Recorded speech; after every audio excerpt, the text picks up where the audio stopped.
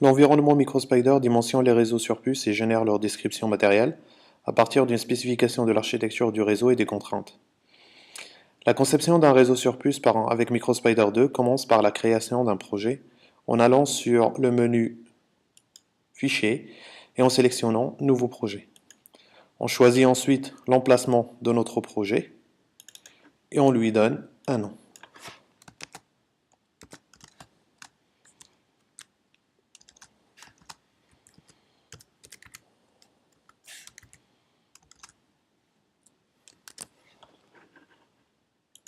L'arborescence du nouveau projet est composée au début de deux répertoires. Le premier regroupe les différentes spécifications de l'architecture et le deuxième regroupe les différentes spécifications des contraintes de l'application.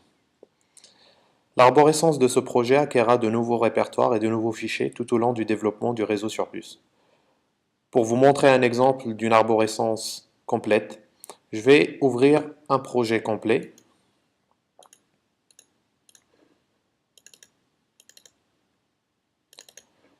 L'arborescence complète d'un projet contient 4 répertoires principaux.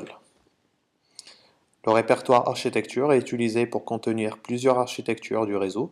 Chacune d'elles est enregistrée dans un sous-répertoire qui porte le nom de l'architecture.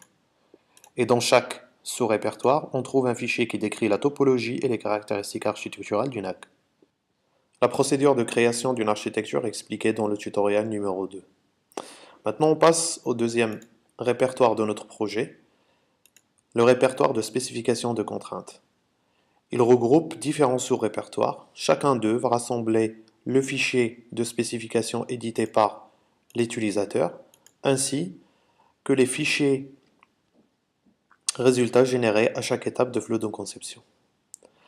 La procédure d'édition des contraintes sera expliquée dans le tutoriel 3 et les étapes de flot de conception sont détaillées dans le tutoriel 4. Le troisième répertoire de notre projet est le répertoire de description. Il regroupe aussi plusieurs sous-répertoires. Chaque sous-répertoire contient les fichiers qui décrivent les différents éléments du réseau. Cette description est générée en combinant l'une des architectures du projet à l'une des spécifications des contraintes du projet. La procédure de combinaison est expliquée également dans le tutoriel numéro 4. Enfin, le répertoire VHDL, il contient les descriptions matérielles finales du NUC. Pour conclure ce tutoriel, un projet sous MicroSpider 2 peut contenir plusieurs spécifications de l'architecture et des contraintes d'un NUC. Ceci permet à l'utilisateur de générer différentes descriptions matérielles du réseau en combinant l'une des architectures du projet à l'une des spécifications de contraintes. Ainsi, l'utilisateur peut explorer plusieurs solutions générées à partir de combinaisons différentes.